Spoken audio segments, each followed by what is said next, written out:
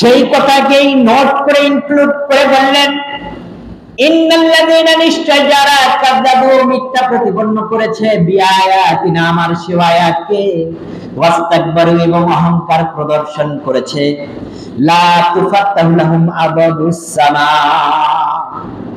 লা তুফাত্তাহু, উন্মোচন করে দেওয়া হবে না, খুলে দেওয়া হবে না, উদ্ঘাটন করে দেওয়া হবে না, সামা, আবওয়াবুন, দরজা সমূহ, সামা, আকাশের, ওয়ালা ইয়াদখিলুনাল জান্নাহ, এবং তারা কোন সময় জান্নাতে প্রবেশ করতে পারবে না, হাত্তা ইয়ালিজুল জামাল ফি সামিল খিয়াত, যেমনি ভাবে সূচের ছিদ্র দ্বারা উট প্রবেশ করা সম্ভব নয়, এমনি ভাবে ওই ব্যক্তি যে আল্লাহর আয়াতকে অস্বীকার করেছে, অহংকার করে পৃথিবীতে দাম্ভিকতার সঙ্গে চলে, আল্লাহ তাবারাক তাআলা বলেছেন যে ওই ব্যক্তির জন্য জান্নাতের দরজা খুলে দেওয়া হবে না।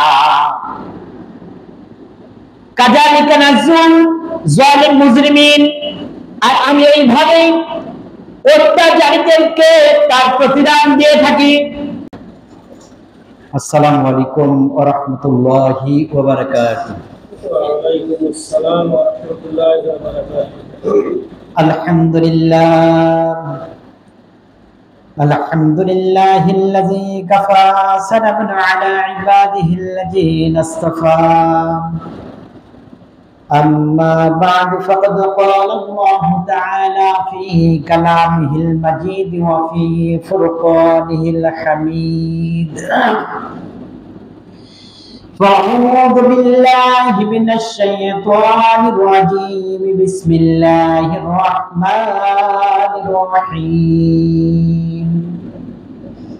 إن الذين كذبوا بآياتنا واستكبروا عنها لا تفتح لهم أبواب السماء ولا يدخلون الجنة حتى يلج الجمل في سم الخياط. وكذلك نجزي المجرمين. لهم من جهنم مهاد ومن فوقهم غواش وكذلك نجزي الظالمين. والذين آمنوا وعملوا الصالحات لا نكلف نفسا إلا وسعها أولئك أصحاب الجنة هم فيها خالدون. صدق الله العظيم. الحمد لله. সমস্ত তারিফ আর প্রশংসা মহান করুণাময় আল্লাহ তাবারক তাআলার দরবারে, যে মহান আল্লাহ তাবারক তাআলা আমাদেরকে সুস্থ সবল রেখে মুহররম মাসের দ্বিতীয় জুমায় দুরাকাত জুমার নামাজ পড়ার লক্ষ্যে এই পলাশবাড়ি বাইতুর রহমত জামে মসজিদে উপস্থিত হয়ে কালামে হাকিম থেকে 3টি আয়াত তেলাওয়াত করা এবং শ্রবণ করা, বিশ্ব নবী হযরত মুহাম্মদ রাসূলুল্লাহ সাল্লাল্লাহু আলাইহি সাল্লামের উপর দরুদ পড়ার যে তৌফিক আতা করলেন, এই জন্য মহিয়ান গরিয়ান মাবুদ তাআলার দরবারে আমরা সমস্বরে কালিমাতুশ শুকর আদায় করছি। সবাই বলে আলহামদুলিল্লাহ, আলহামদুলিল্লাহ। দরুদ করছি আমাদের মানবতার মুক্তিযুদ্ধের উপর, যে মহামানব অক্লান্ত পরিশ্রম করেছেন, চিন্তা ভাবনা করেছেন, গবেষণা করেছেন,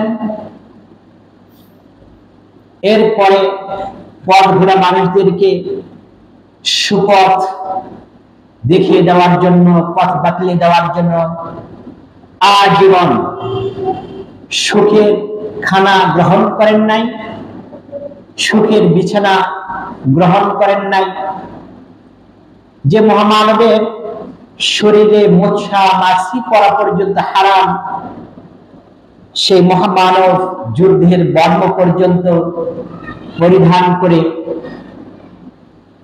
সেনা প্রধান হিসাবে নিজেই যুদ্ধ ময়দানে অবতীর্ণ হয়েছেন শুধু আল্লাহ তাবারাক তাআলা জমিনে আল্লাহর হুকুমত প্রতিষ্ঠিত করার জন্য, যে মহামানবের মাধ্যমে আমরা শ্রেষ্ঠ কনস্টিটিউশন আল্লাহ তাবারাক তাআলার মনোনীত জীবন বিধান ইন্নাদ-দীনা ইনদাল্লাহিল ইসলাম, সেই মনোনীত জীবন বিধান যিনার মাধ্যম দ্বারা আমরা পেয়েছি, সেই মহামানবের প্রতি কোটি কোটি দুরূদ সবাই বলি সাল্লাল্লাহু আলাইহি ওয়াসাল্লাম। সম্মানিত দিনদার পরহেজগার ভাইদের দৃষ্টি আকর্ষণ করে বলছি, আমি কোরআনুল কারীমের সূরা আরাফ এর 40, 41 এবং 42 নম্বর আয়াত তেলাওয়াত করেছি। আল্লাহ তাবারাক তাআলা আমাকে যদি তাওফিক আতা করেন এর উপর কিছু আলোচনা করব, মা তাওফিক ইল্লা বিল্লাহ। সর্বপ্রথম এখানে যে আলোচনাগুলো করব বা আসতেছে, আমি যে আয়াতটি তেলাওয়াত করেছি এখানে যেটা আছে সেটা একটু আপনাদেরকে প্রথম ধারণা দেই। এই যে কিতাব থেকে আমি আলোচনা করতেছি, তেলাওয়াত করলাম, এই কিতাবের নামটা কি? কোরআনুল কারীম। এটা কার বাণী? আল্লাহ তাআলার বাণী। এই আল্লাহ তাআলার বাণীকে যদি কোনো ব্যক্তি অস্বীকার করে, এটাকে যদি কেউ মিথ্যা প্রতিপন্ন করে, তার অবস্থাটা মৃত্যুর পর কেমন হবে সেই সম্পর্কে এখানে আলোচনা আল্লাহ তাআলা নিয়ে এসেছেন। সরাসরি আমি আলোচনায় চলে যাই। আল্লাহ তাআলা সূরা আরাফের মধ্যে বললেন, ইন্নাল্লাযীনা কাযযাবু বিআয়াতিনা ওয়াস্তাকবারু আনহা লা তুফাত্তাহু লাহুম আবওয়াবুস সামা।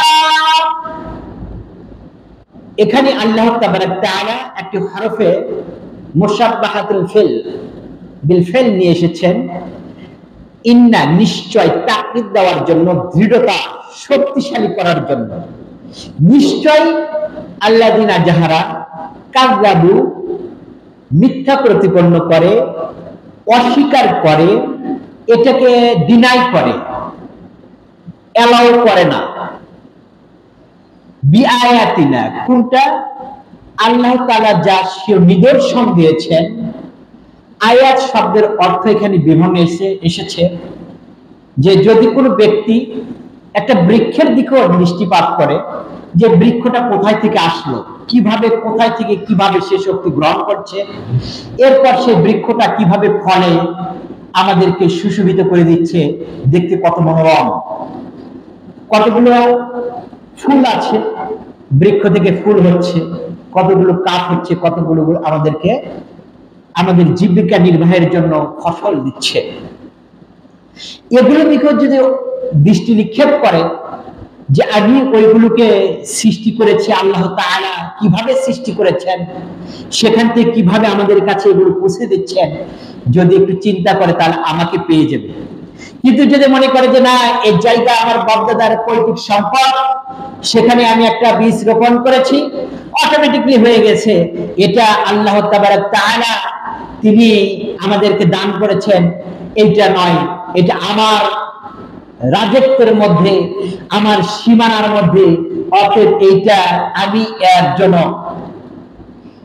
এছাড়া আয়াতা শব্দের অর্থ এখানে যেটা নিয়ে এসেছে আল্লাহ তাবারাক তাআলা কোরআনুল কারীমের যতগুলো আয়াত আছে, যতগুলো সেন্টেন্স আছে, এইটাকেও বুঝাইছেন।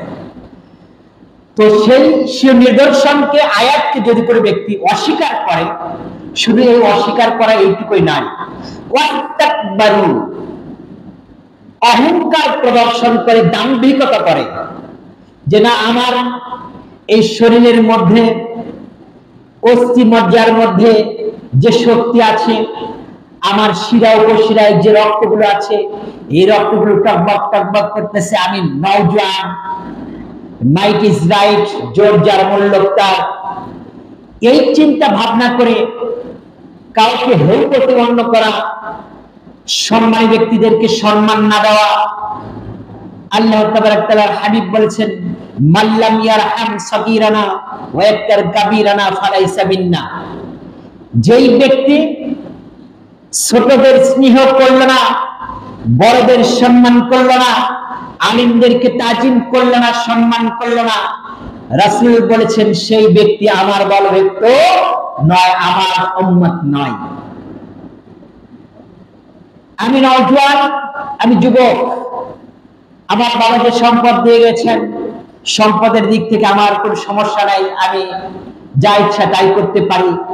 দ্বিতীয় কথা, রাজনৈতিক ম্যান, তিনাদেরও হাত একটা আমার মাথার উপর আছে, আমি যা ইচ্ছা তাই করতে পারি, কোনো কিছু সমস্যা নাই।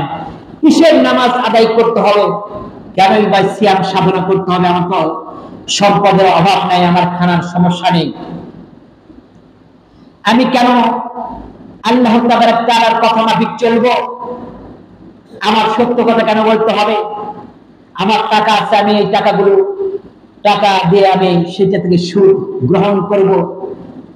এভরিথিং আল্লাহ তাবারাক তাআলার কোনো কথাকেই, একটা কথাকে যদি কোনো ব্যক্তি উপেক্ষা করে, সেই ব্যক্তি কাফের কাফের কাফের, এই আয়াত দ্বারা প্রমাণ। এরকম অহংকার যদি করে তাহলে সেই ব্যক্তির কি হবে? অহংকারটা আল্লাহ তাবারাক তাআলা হাদিসে কুদসির মধ্যে বলেছেন, আল কিবরিয়াউ রিদাই, অহংকার হলো আমার চাদর। যেই ব্যক্তি আমার চাদর নিয়ে টানা হেঁচড়া করবে, সে আমার জমিন থেকে 2 ইঞ্চি একটু উপরে উঠুক, তার নিজের শক্তি দিয়ে 2 ইঞ্চি 1 বিঘা একটু উপরে উঠে কিছুক্ষণ থাকুক, দেখি ও কেমন পারবে। হয়তো আপনারা চিন্তা ভাবনা করবেন যে এরোপ্লেনে উঠলে সেটাও তো শূন্যে আছে, ওটাও আল্লাহর দেওয়া নিয়ামত। ওখানে যতগুলো জিনিস আছে এটা আল্লাহ তাআলার নিয়ামত, সেইটা ছাড়া আমার আপনার শূন্যে ভাষা সম্ভব নয়। এই জন্য তোমার কত শক্তি, হে মানব জাতি, হে আদম সন্তান, তোমার কতটুকু শক্তি, তুমি আমার জমিন থেকে 8 বিঘা 1 হাত একটু উঁচে উঠে 5 মিনিট 10 মিনিট একটু থাকতে পারো কিনা, তাহলে বুঝবো যে তোমার শক্তি, তোমার পাওয়ার কতটুকু। আল্লাহ তাআলা সেই কথাকেই নোট করে ইনক্লুড করে বললেন, ইন্নাল্লাযীনা, নিশ্চয় যারা কাযাবু, মিথ্যা প্রতিপন্ন করেছে, বিআয়াতিনা, আমার সেই আয়াতকে, ওয়াস্তাকবারু, এবং অহংকার প্রদর্শন করেছে, লা তুফাত্তাহু লাহুম আবওয়াবুস সামা,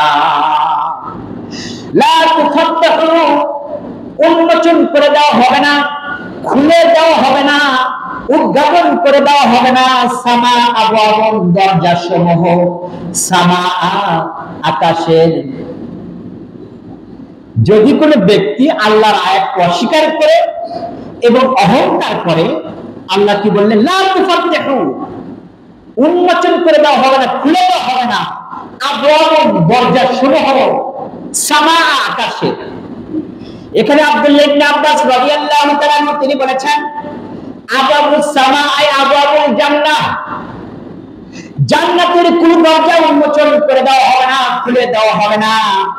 ওয়ালা ইয়াদখিলুল জান্নাহ, এবং তারা কোন সময় জান্নাতে প্রবেশ করতে পারবে না, হাত্তা ইয়ালিজুল জামাল ফি সামিল খিয়াত, যেমনি ভাবে সূচের ছিদ্র দ্বারা উট প্রবেশ করা সম্ভব নয়, এমনি ভাবে ওই ব্যক্তি যে আল্লাহর আয়াতকে অস্বীকার করেছে, অহংকার করে পৃথিবীতে দাম্ভিকতার সঙ্গে চলে, আল্লাহ তাবারাক তাআলা বলেছেন যে ওই ব্যক্তির জন্য জান্নাতের দরজা খুলে দেওয়া হবে না। কাযালিকা নাযুল যালিম মুজরিমিন, আর আমি এইভাবে অত্যাচারীদেরকে তার প্রতিদান দিয়ে থাকি। অত্যাচারী কিভাবে হলো? যারা আল্লাহর আয়াতকে অস্বীকার করলো আর অহংকার করলো, সে অত্যাচার হলো। কোনো মানুষের উপর অত্যাচার করে নাই, জুলুম করে নাই, কিন্তু আল্লাহ তাআলা একটা সেন্টেন্স দিয়েছে কি মুজরিমিন, এ অত্যাচারী। আসলে কি অত্যাচারী হলো? একটু খেয়াল করবেন। আল্লাহ তাআলা হযরত আদম আলাইহিস সালামকে বলেছিলেন যে হে আদম, তোমাকে আমি সৃষ্টি করেছি ভালো, এই জান্নাতের মধ্যে বসবাস করো, কোনো সমস্যা নাই, কিন্তু এই যে বৃক্ষটা দেখতেছো, লা তাকরাবা হাযিহিস শাজারা, এই বৃক্ষের নিকটবর্তী হবে না। যদি হয়ে যাও তাহলে ফাতাকুনা যালিমিন, তুমি অত্যাচারী হয়ে যাবে। আদম আলাইহিস সালাম যাওয়াকে দূরের কথা, তার ফল যখন ভক্ষণ করলেন, গ্রহণ করলেন, জান্নাত থেকে পৃথিবীতে ফেলে দেওয়া হলো।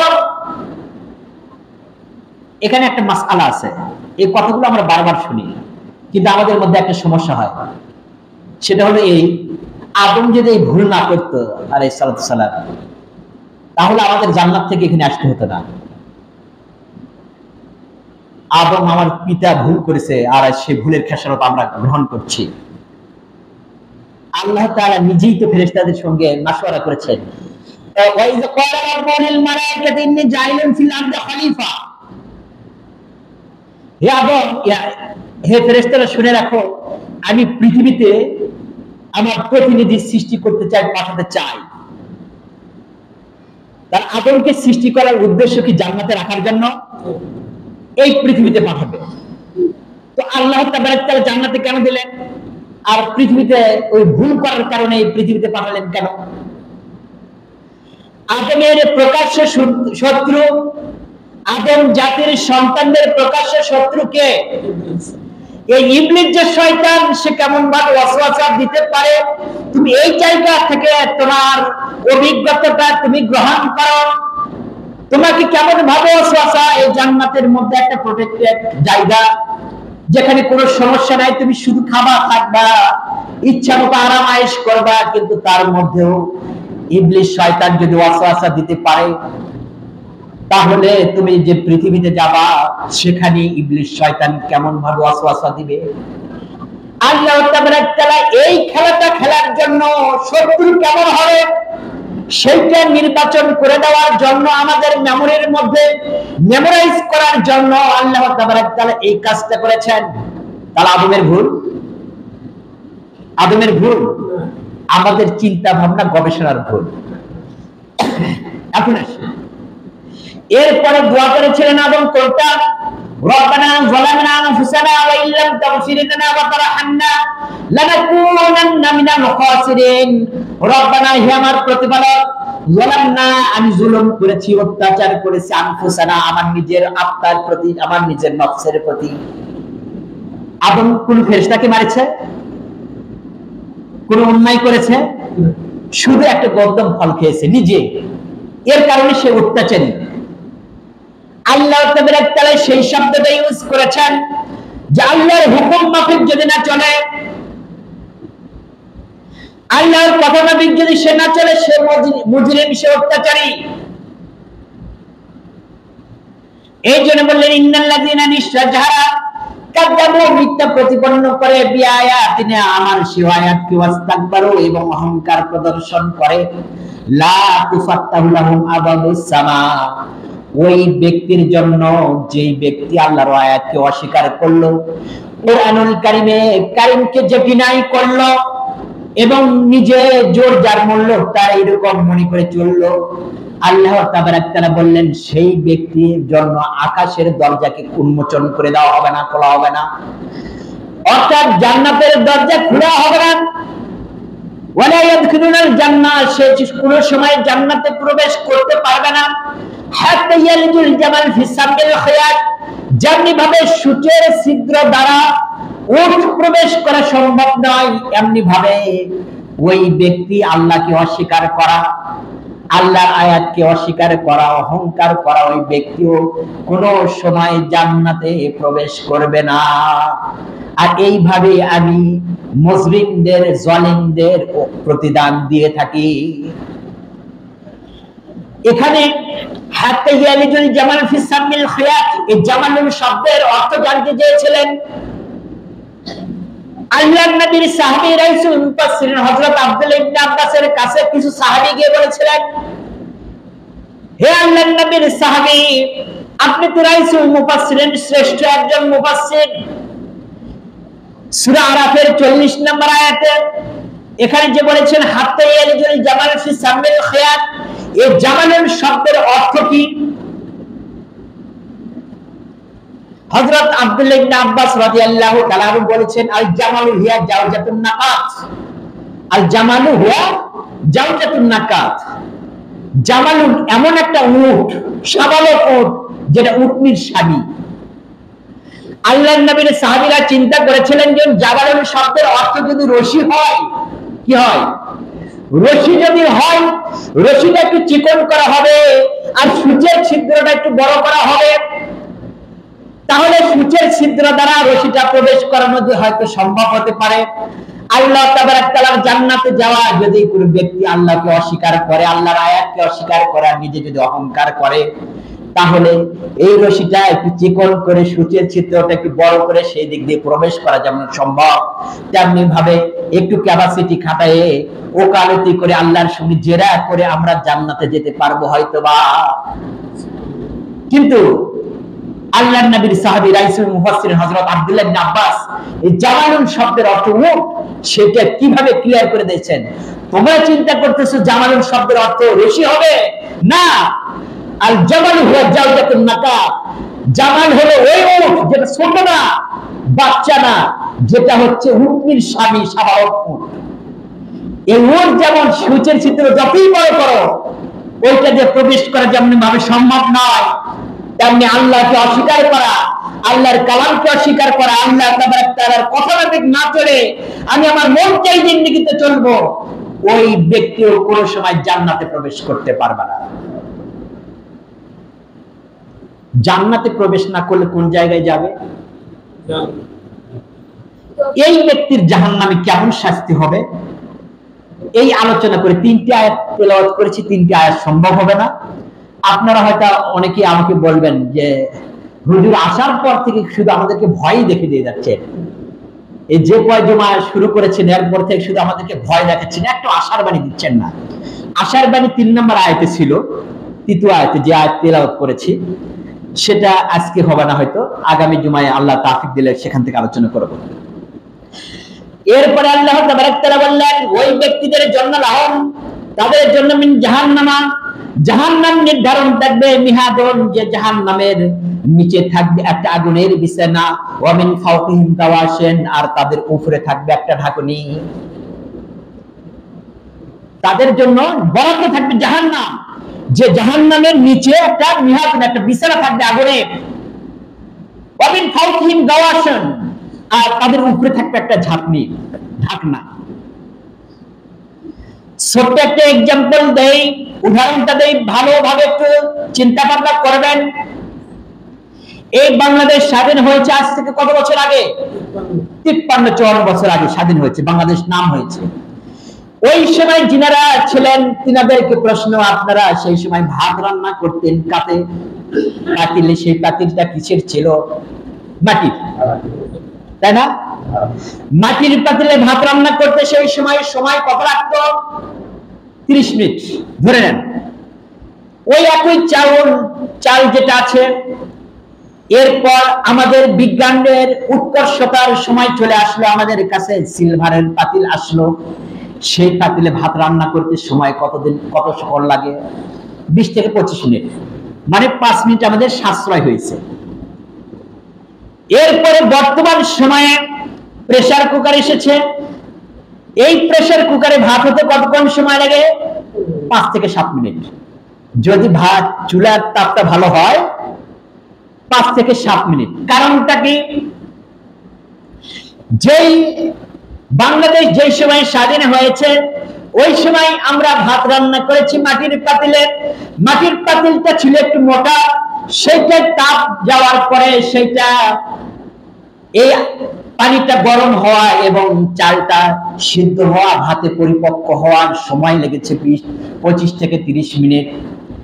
এরপর আধুনিকতার ছোঁয়া আসলো আমাদের কাছে, সেই জিনিসটাই ওই চালই আছে, কিন্তু সিলভার হওয়ার কারণে, তাপটা দ্রুত গতিতে লাগার কারণে ওর ভিতরে 20 থেকে 25 মিনিটের মধ্যে ওই ভাতটা রান্না হচ্ছে।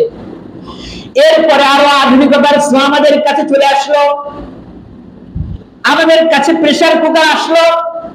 কিন্তু সর্বপ্রথম যে দুইটা জিনিসে আমরা ভাত রান্না করেছি, ওদের উপরে ঝাঁপনি দেওয়া ছিল, কিন্তু সেই ঝাঁপনি দিয়ে ওর ভিতর যে তাপটা হতো সেই তাপটা বের হয়ে চলে যাচ্ছিল। কিন্তু আমরা আমাদের কাছে প্রেসার কুকার আসার পরে আমরা সেই তাপটাকে সংরক্ষণ করতে পারতেছি একটা নির্দিষ্ট সময় পর্যন্ত। নির্দিষ্ট তাপমাত্রাকে সংরক্ষণ করার কারণে ওই চালটা অতি দ্রুত গতিতে আমাদের কাছে ভাতে রূপান্তরিত হচ্ছে। আল্লাহ তাআলা আমার আপনার মধ্যে এই মেধাটা ঢুকে দিতে পারেন নাই। আমরা বারবার এটা করতেছি, তেলাওয়াত করতেছি, কিন্তু আমাদের মগজের মধ্যে আসতেছে না যে নিচে থাকবে আগুনের বিছানা, উপরে ঝাঁপনি দেওয়া হবে। আমাদের মতো ওই মাটির পাতিলের মতো ঝাঁপনি নয়, প্রেসার কুকারের মতো ঝাঁপনি যদি দিয়ে দেয়, আমার আপনার এই শাস্তির তীব্রতা কেমন হবে বন্ধুগণ। এরপরেও আমাদের ব্রেনের মধ্যে কাজ করে না। তাফসীর বোঝা খুবই কি কঠিন, কিন্তু আমি আপনি সেইটাকে, কোরআন বোঝা খুবই কঠিন না, আমরা অধ্যয়ন করি না।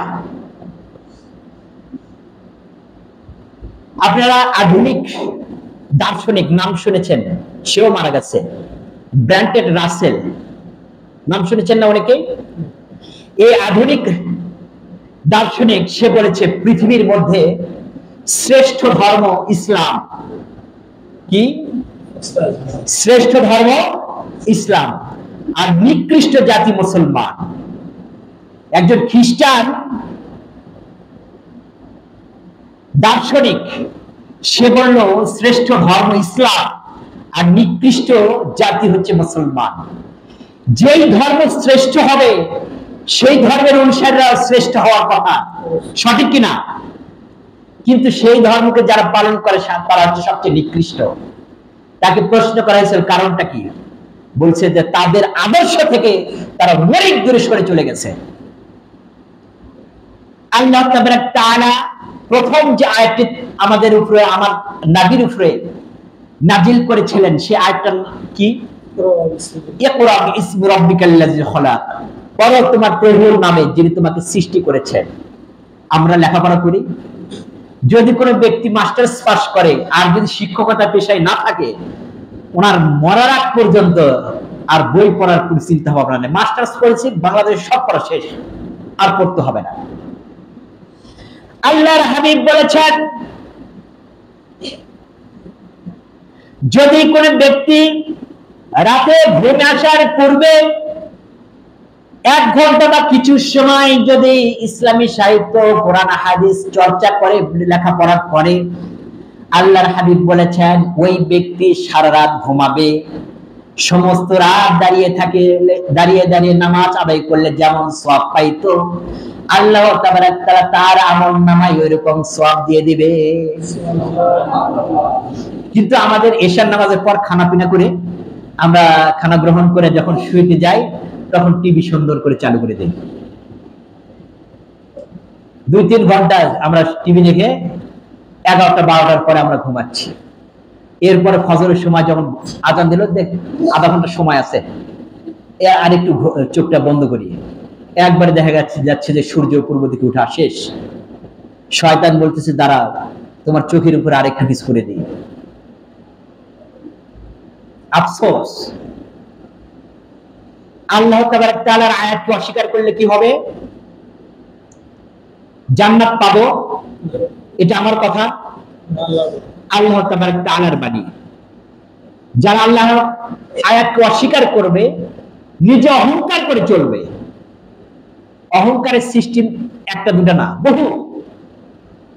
আমি আপনি অনেকেই কেহই নাই, লুঙ্গি পরে চলতেছি, লুঙ্গিটা যদি আমার পায়ের নিচে চলে যায়, টাকনুর নিচে, আল্লাহ তাআলা হাবিব বলেছেন সে অহংকারী। আমরা মসজিদে যখন আসি তখন এটা লুঙ্গিটা উপরে উঠায়, আর যারা প্যান্ট পায়জামা করে সেটা ফাইন করে মুড়ে দেয়। একজন মানুষের কবিরা গুনাহ সব সময় হচ্ছে, যতক্ষণ আমি ওই লুঙ্গিটা ওইভাবে পরে থাকবো ততক্ষণ পর্যন্ত আমার গুনাহ হবে। যারা জোয়ান আছে, নওজোয়ান, তোমাদেরকে বলি মন খারাপ করো না। তোমরা ঘুমাবা ওই সময় তোমাদের পাপ হচ্ছে। তোমরা মসজিদে এসেছো এর অবস্থাও পাপ লেখা হচ্ছে। বিশ্বাস হয়? মসজিদে আসছি এরপরে পাপ লেখা হচ্ছে। আপনাদের বিশ্বাস হয় এটা? যে ব্যক্তি দাড়িটা রাখে নাই, উনি নামাজ পড়ুক, কোরআন পড়ুক, যে কোনো জায়গায় যাক, হজ করতেও যাক, আল্লাহ তাবারক তাআলা সুন্নাতকে উপেক্ষা করার কারণে তার এই গুনাহ হচ্ছে। যতক্ষণ পর্যন্ত সে নিয়ত না করবে এতক্ষণ পর্যন্ত তার ঘুমিয়ে থাক আর যাই থাক ওর গুনাহ লেখা লিখতে থাকবে। আজকে আমি আপনি দাড়ির কথা বলতেছি, আপনারা বর্তমানে কি বলে এই বিশ্বায়নের যুগে আমাদের সবার কাছে সব তথ্য আছে। বাংলাদেশে বর্তমানে যে বিরাজ করতেছে একটা খুবই দুর্বিষহ সময়, যেখানে আমার আপনার অনেকেরই সন্তান আজকে কোটা বিরোধী আন্দোলনের জন্য তৎপর। বহু মানুষের বাবার কোল খালি হয়ে যাচ্ছে। এই যে যেটা গাইবান্ধার যে ছেলেটা রংপুরে যে শাহাদত বরণ করলেন, এরা শাহাদত হিসেবে মর্যাদা পেয়ে যাবে ইনশাআল্লাহ। আমরা এটা আশা রাখছি। আল্লাহ তাবারক তাআলা এনাদেরকে শহীদ হিসেবে কবুল করে নেন, সবাই আমিন। ওই সন্তানকে, ওই ছেলেকে যে গুলি করেছে আপনারা দেখছেন, তার মুখেও কি দাড়ি ছিল না? দাড়ি টুপি দেখলে এটা রাজাকার, দাড়ি টুপি দেখলে এটা জামাত, এটা শিবির। আমরা গত যে বুধবারের দিন আলোচনা করলাম, মঙ্গলবার দিনে অনেক জায়গায় আলোচনা হয়েছে। ইয়াজিদের সঙ্গে ওই ফুরাত নদীর তীরে কারবালা নামক প্রান্তরে ফজরের নামাজ ইমামতিতে তিনাকে যিনারা মেরেছেন ইমামতিতে ইক্তিদা করেছেন, একসঙ্গে নামাজ পড়েছেন।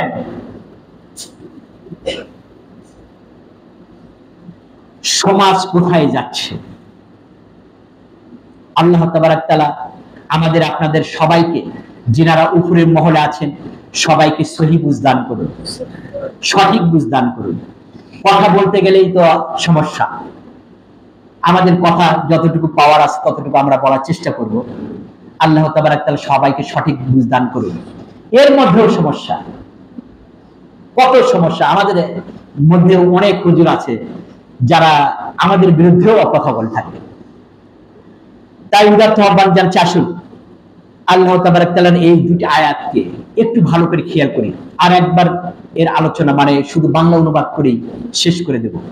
আল্লাহ কি বলেছেন? ইন্না, নিশ্চয়, আল্লাযিনা যাহারা কাযযাবু, মিথ্যা প্রতিপন্ন করে, বিআয়াতিনা, আল্লাহর সেই আয়াতকে অর্থাৎ কুরআনুল কারীমকে, ওয়াস্তাকবারু, এবং যারা অহংকার প্রদর্শন করে, লা তুফাত্তাহু, তাদের জন্য উন্মোচন করা হবে না, আবওয়াবুন, দরজাসমূহ, সামাউন, আকাশে। এখানে আব্দুল্লাহ ইবনে আব্বাস তিনি বলেছেন আবওয়াবুস সামা অর্থাৎ আবওয়াবুল জান্নাহ, তার জন্য জান্নাতের দরজা খুলে দেওয়া হবে না। ওয়ালা ইয়াদখুলুনাল জান্নাহ, এবং সে জান্নাতে কোন সময় প্রবেশ করতে পারবে না, হাত্তা, এমনকি ইয়ালিজুল জামাল, উট প্রবেশ করা, ফি সামিল খিয়াত, সূচের ছিদ্র দ্বারা যেমন সম্ভব না। ওয়া কাযালিকা নাজিউল মুজরিমিন, এইভাবে আমি অত্যাচারীদেরকে তাদের প্রতিদান দিয়ে থাকি। লাহুম, ওই ব্যক্তিদের জন্য যারা আল্লাহর আয়াতকে অস্বীকার করেছে এবং অহংকার প্রদর্শন করেছে, ওই ব্যক্তিদের জন্য মিন জাহান্নামা, বরাদ্দ আছে জাহান্নাম। ওই জাহান্নামটার ক্লাসিফিকেশন বর্ণনা করেছেন মিহাদুন, তাদের জন্য থাকবে একটা বিছানা যেটা আগুনের, ওয়ামিন ফাওকিহিম গাওয়াশিন, আর তাদের উপরে থাকবে একটা ঢাকনা। কাযালিকা নাসিউল যালিমিন, এইভাবে তাদের জালিমদের, অত্যাচারীদেরকে তাদের প্রতিদান দিয়ে থাকে। এখন বলুন তো, আপনারা অনেকেই আছেন যিনারা আমরা ইসলাম প্রিয়, অনেকে আছেন ইসলাম বিদ্বেষী। এই আমার মসজিদে ইসলাম বিদ্বেষী কেউ নেই, কারণ যাবৎ আমি যা আলোচনা করেছি কেউ এসে আমাকে বলে নাই যে হুজুর একটু মুখে লাগাম দিন, এই কথাটা কেউ বলেন নাই। এই জন্য আমি মনে করি আমার মসজিদের যে মুসল্লিগুলো আপনারা সবাই ইসলাম প্রিয় ব্যক্তি। প্রিয় হয়ে শুধু মোহাব্বত করে লাভ নাই, যেমন হাই হুসেন বলে লাভ নাই। আমার আপনার কার্যক্ষেত্রে ভূমিকা নিতে হবে। সে ভূমিকা কি সর্বদাই জিহাদ করতে হবে এটা নয়। জিহাদ শব্দের অর্থ হচ্ছে চেষ্টা করা, জুহুদুন, চেষ্টা করা। আপনাকে কতল করা নয়, মারামারি করা নয়, এটা নয়। আপনি ফজরের নামাজে উপস্থিত হতে পারেন নাই, বাড়িতে নামাজ পড়তে পারেন নাই, পরের দিন ফজর নামাজ বাড়িতে পড়েছেন, তারপরের দিন মসজিদে এসেছেন, এটাও জিহাদ, এটাও জিহাদ। আমি দাড়ি রাখি নাই, আজ থেকে নিয়ত করলাম, এটাও নফসের প্রতি জিহাদ করেও আপনি করলেন, এটাও আপনি জিহাদে শামিল হয়েছেন। আপনি সারা জীবন মিথ্যা কথা বলেছেন, একজনের কথা আরেকজনকে লাগাইছেন, চুগলখড়ি করেছেন, কি বলে পরনিন্দা পরচর্চা করেছেন, কিন্তু আজকে থেকে নিয়ত করেছেন যে আমি আর করব না, এটাও জিহাদ। আপনি সুদ খেয়েছেন অনেক, আজ থেকে নিয়ত করেছেন আমি আর সুদ খাবো না, এটাও জিহাদ। আমি সানি খুতবা তেলাওয়াত করি না, শেষে একটা সাহাবীর নাম আব্বাস সম্ভবত বলা হয়, উনিও সবচেয়ে বড়, রাসূল সাল্লাল্লাহু আলাইহি ওয়াসাল্লামের সময় সবচেয়ে বড় উনি ছিলেন সুদখোর। রাসূলের কাছে এসে বলেছিলেন, ইয়া রাসূলুল্লাহ, আমার এটার উপায় কি? তো বলছে যে যার যার কাছ থেকে যে সুদ নিয়েছিল সেটা তাকে দিয়ে দাও। বলছে আমি এমন মানুষের কাছ থেকে সুদ নিয়েছি যাদের মানে বাল বাচ্চা পর্যন্ত না, নিশ্চয় শেষ হয়ে গেছে। বলছে এর জন্য তাহলে ইস্তেগফার করো আর দান করো। অতএব সবগুলোর পথ উন্মুক্ত আছে। আপনি যদি চেষ্টা করি, মান জাদ্দা ওয়াজাদা, যে চেষ্টা করে, এটা কিন্তু কোরআনের আয়াত না, হাদিস না, এটা হচ্ছে এই যে প্রভাবস, অর্থাৎ যেটা আমাদের পূর্ব মানুষের আগেকার কথা, মান জাদ্দা ওয়াজাদা, যে চেষ্টা করে সে পায়। আপনি যদি চেষ্টা না করি তাহলে আদৌ সম্ভব নয়। তাই আমি আপনাদের উদাত্ত আহ্বান জানাচ্ছি, আপনার আলোচনা প্রত্যেক জুমায় হয়, যদি একটু টাইমলি 12:30টার মধ্যে যদি উপস্থিত সবাই হন, তাহলে এখান থেকে আমিও কিছু কথা বললাম, যেটা আমারও লাভ হবে, আপনারাও শুনলেন কিছু কথা, যেটা শুনে আপনারা যদি চেঞ্জ হন, আল্লাহ তাবারাক তাআলা আপনাদের আমাদের সবাইকে একসঙ্গে, যেরকম একসাথে আছে এই জায়গায় বেহেশতের মধ্যে আমরা একসাথে থাকতে পারি। আল্লাহ তাবারাক তাআলা আমাদের আপনাদেরকে আল্লাহর আয়াতকে অস্বীকার না করে, স্বীকার করে সেই অনুযায়ী আমাদের বাকি জীবনটা চলার তৌফিক দান করুন। আমিন।